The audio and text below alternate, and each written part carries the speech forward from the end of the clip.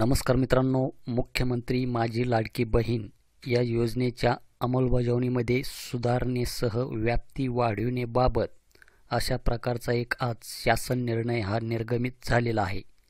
तर यामध्ये कोणकोणता बदल हा झालेला आहे याची माहिती आपण थोडक्यात बघणार आहोत। तर मित्रांनो, इथे आपण शासन निर्णयामध्ये पाहू शकतात की मुख्यमंत्री माझी लाडकी बहीण या योजनेच्या अंमलबजावणी प्रभावीपणे व सुलभतेने होण्यासाठी खालील बाबींची स्पष्टता करण्यात येऊन त्यास मान्यता देण्यात येत आहे। तर यामध्ये सुरुवातीलाच दिलेलं आहे की कुटुंबाची व्याख्या। सदर योजनेसाठी कुटुंबाची व्याख्या खालीलप्रमाणे राहील। तर यामध्ये कुटुंब याचा अर्थ पती, पत्नी व त्याची अविवाहित मुले किंवा मुली अशा त्या कुटुंबाचा अर्थ राहील।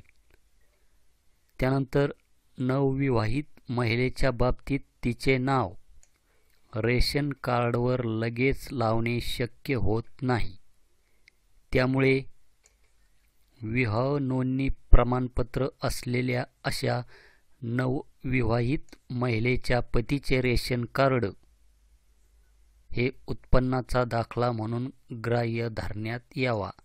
तर महिलेच्या पतीचे रेशन कार्ड हे उत्पन्नाचा दाखला म्हणून ग्राह्य धरण्यात यावा असं या GR मध्ये सांगण्यात आलेलं आहे।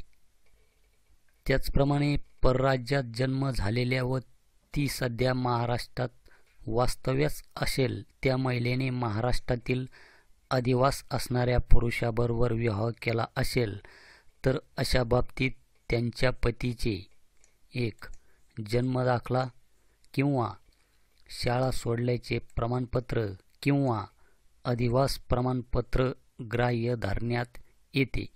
याशिवाय महिलेच्या पतीचे 15 वर्षापूर्वीचे रेशन कार्ड व 15 वर्षापूर्वीचे मतदान कार्ड हे देखील ग्राह्य धरण्यात यावे असे या GR मध्ये सांगण्यात आलेले आहे। त्याचप्रमाणे मित्रांनो, सदर योजनेचा लाभ घेण्यासाठी पोस्टातील बँक खाते ग्राह्य धरण्यात यावे असे पण या GR मध्ये नमूद आहे।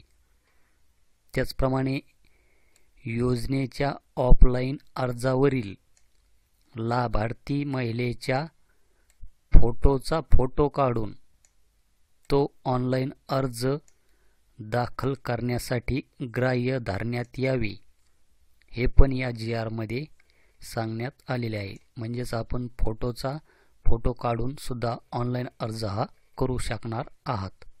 त्याचप्रमाणे मित्रांनो, येथे आपण पाहिलं तर केंद्र शासनाने विविध शासकीय योजनांचे लाभ PMFDBT प्रणालीद्वारे देण्याची प्रक्रिया कार्यान्वित केली आहे। केंद्र राज्य शासनाच्या विविध योजनांमधील उदाहरणार्थ PM किसान, पोषण, मनरेगा ह्या ज्या काही तत्सम योजना आहे, जे लाभार्थी मुख्यमंत्री माझी लाडकी बहीण या योजनेच्या अटी शर्तीनुसार पात्र ठरत असतील त्यांचा डाटा माहिती व तंत्रज्ञान विभागाकडून प्राप्त झाल्यानंतर त्यांचे KYC व आधार ऑथेंटिकेशन यापूर्वीच झालेले असल्याने सदर लाभार्थ्यांना केवळ ऑफलाईन अर्ज भरून घेऊन मुख्यमंत्री माझी लाडकी बहीण या योजनेचा थेट लाभ देण्यात यावा। मात्र हे करीत असताना पात्र लाभार्थी महिलांकडून सदर योजनेचा अर्ज भरून घेण्यात यावा असं पण या GR मध्ये नमूद करण्यात आलेले आहे। तसेच गाव पातळीवर शिबिरे आयोजित करून त्यामध्ये ऑनलाईन तसेच ऑफलाईन या दोन्ही पद्धतीने लाभार्थ्यांची नोंदणी करण्यात यावी। ऑफलाईन अर्ज यथावकाश ॲप पोर्टलवर भरण्यात यावे असे पण या GR मध्ये सांगण्यात आलेले आहे। तर हे काही महत्त्वाचे असे बदल या GR मध्ये आपणास पाहायला मिळत आहे। तर हे बदल जे काही आहे हे आपण थोडक्यात येथे बघितलेले आहे। हे होतं एक मुख्यमंत्री माझी लाडकी बहीण योजना याविषयी एक महत्त्वाचं असं एक अपडेट। भेटूया अशाच एका नवीन अपडेट नवीन व्हिडिओमध्ये। धन्यवाद।